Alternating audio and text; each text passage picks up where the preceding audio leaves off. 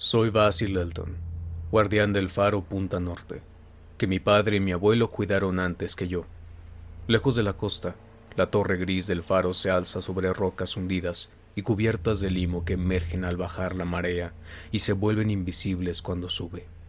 Por delante de ese faro, pasan desde hace un siglo las naves majestuosas de los 7 mares. En los tiempos de mi abuelo, eran muchas. En los de mi padre, no tantas.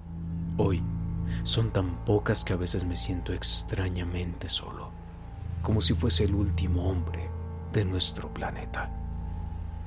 De lejanas costas venían aquellas embarcaciones de blanco velamen, donde brillan cálidos soles y perduran dulces fragancias en extraños jardines y alegres templos. Los viejos capitanes del mar visitaban a menudo a mi abuelo y le hablaban de estas cosas, que él contaba a su vez a mi padre y mi padre a mí, en las largas noches de otoño, cuando el viento del este aullaba misterioso. Luego, leí más cosas de estas y de otras muchas en libros que me regalaron los hombres cuando aún era niño y me entusiasmaba lo prodigioso. Pero más prodigioso que el saber de los viejos y de los libros es el saber secreto del océano. Azul, verde, gris, blanco o negro, tranquilo, agitado o montañoso. Ese océano nunca está en silencio. Toda mi vida lo he observado y escuchado, y lo conozco bien. Al principio, solo me contaba sencillas historias de playas serenas y puertos minúsculos, pero con los años se volvió más amigo y habló de otras cosas, de cosas más extrañas, más lejanas en el espacio y en el tiempo. A veces, al atardecer, los grises vapores del horizonte se han abierto para concederme visiones fugaces de las rutas que hay más allá. Otras, por la noche, las profundas aguas del mar se han vuelto claras y fosforescentes y me han permitido vislumbrar las rutas que hay debajo. Y estas visiones eran tanto de las rutas que existieron o pudieron existir, como de las que existen aún, porque el océano es más antiguo que las montañas y transporta los recuerdos y los sueños del tiempo.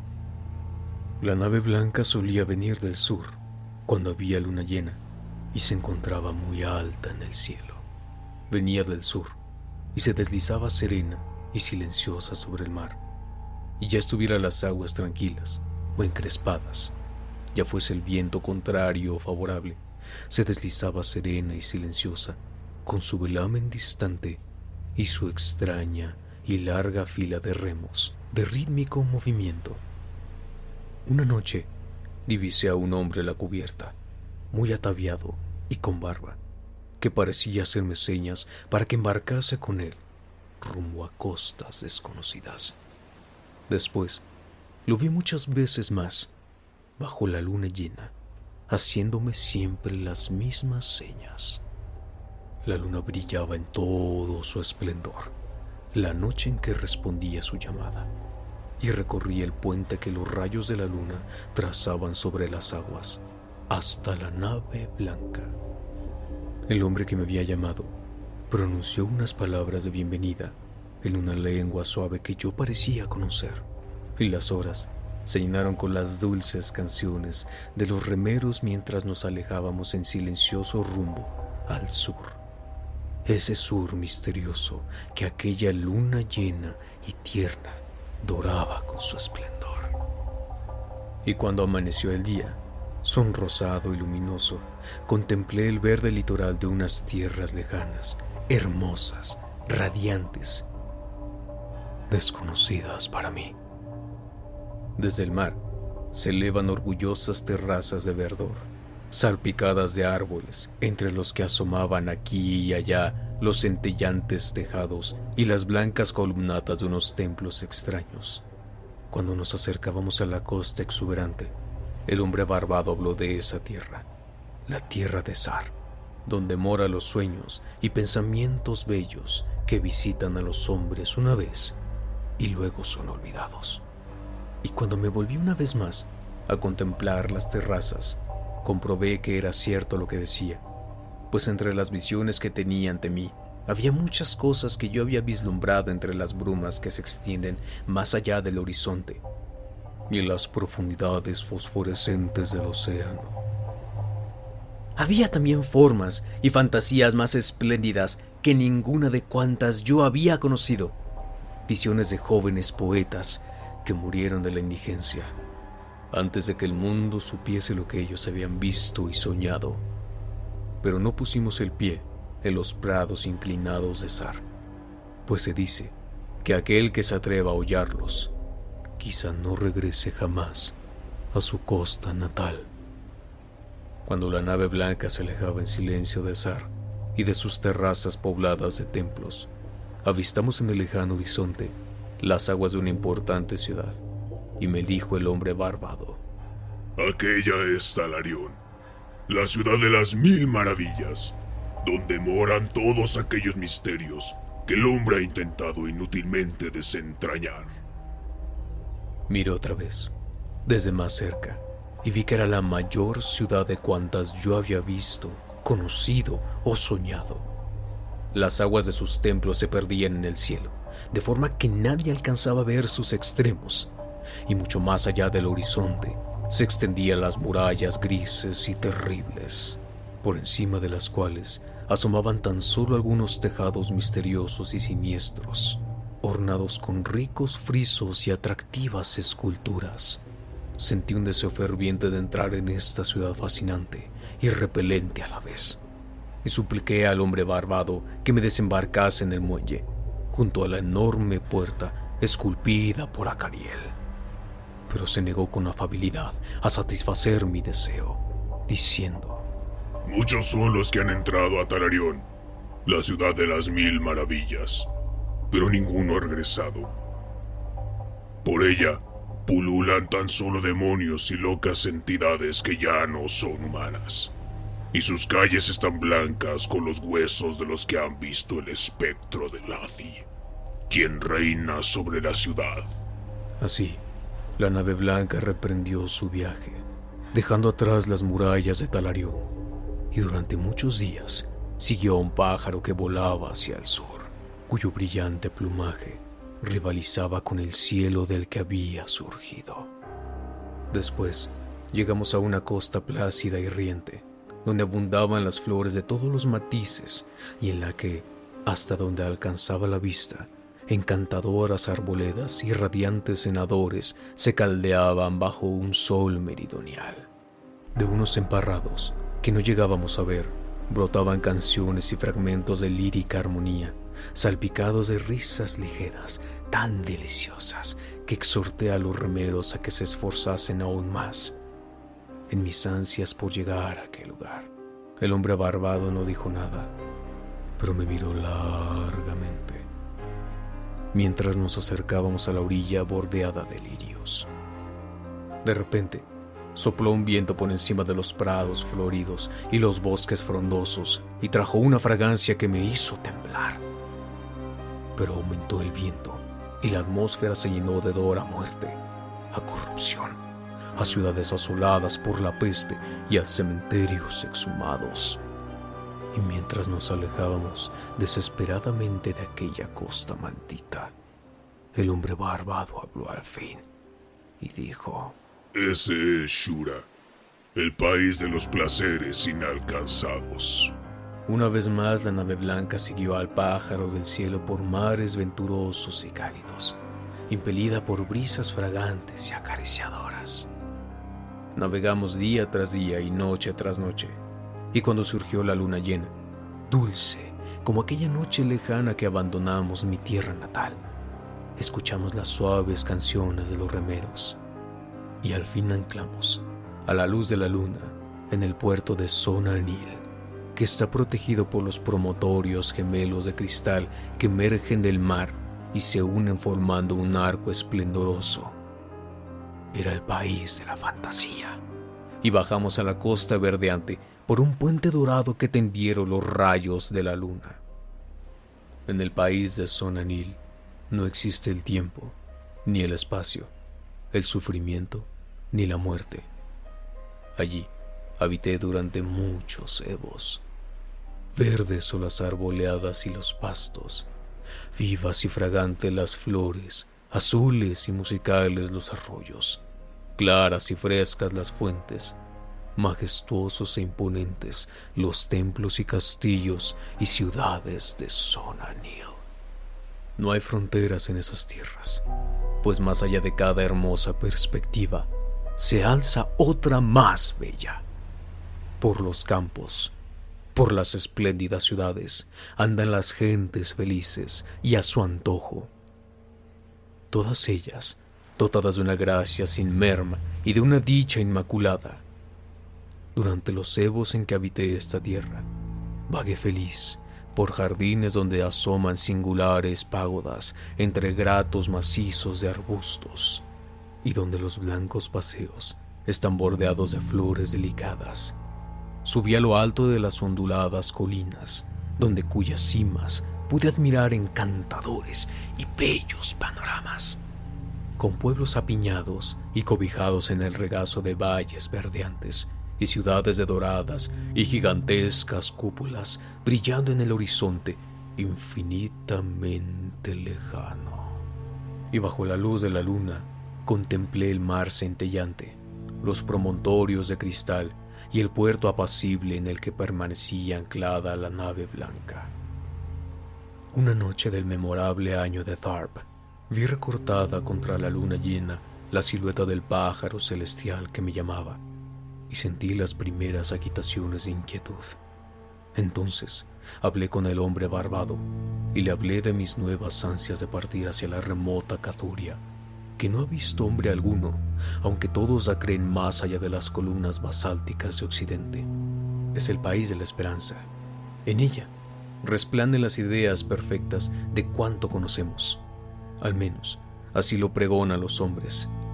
Pero el hombre barbado me dijo: cuídate de esos mares peligrosos, donde los hombres dicen que se encuentra Cathuria. En Sonanil no existe el dolor ni la muerte.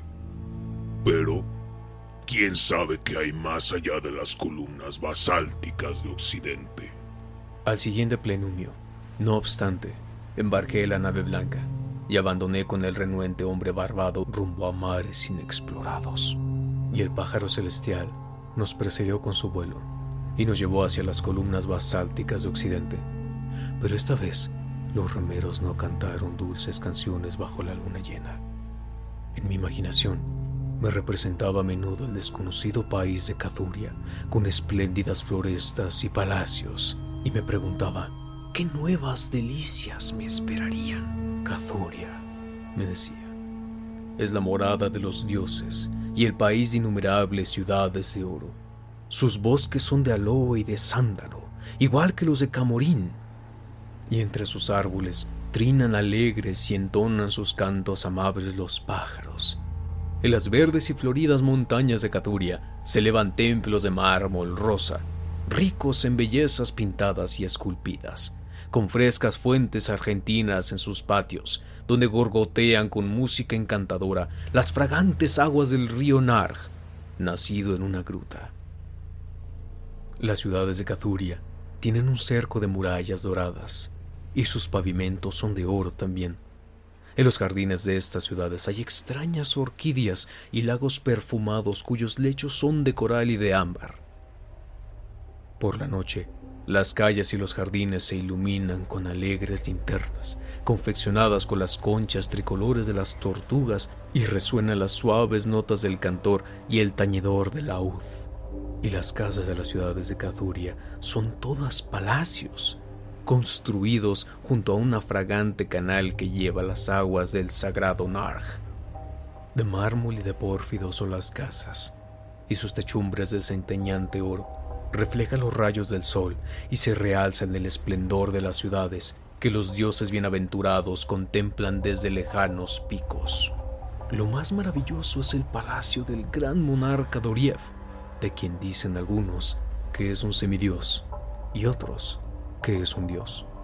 Alto es el palacio de Doriev, y muchas son las torres de mármol que se alzan sobre las murallas. En sus grandes salones se reúnen multitudes, y es aquí donde cuelgan trofeos de todas las épocas. Su techumbre es de oro puro, y está sostenida por altos pilares de rubí y de azur, donde hay esculpidas tales figuras de dioses y de héroes, que aquel que las mira a esas alturas cree estar contemplando el Olimpo viviente, y el suelo del palacio de cristal y el bajo Manán ingeniosamente iluminadas, las aguas de Nar, alegres y con peces de vivos colores desconocidos, más allá de los confines de la encantadora Cathuria.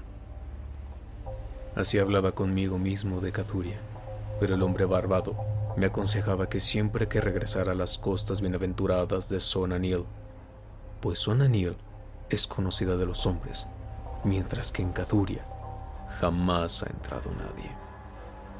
Y cuando hizo 31 días que seguíamos al pájaro, avistamos las columnas basálticas de Occidente. Una niebla las envolvía, de forma que nadie podía escrutar más allá, ni ver sus cumbres, por lo cual dicen algunos que llegan a los cielos.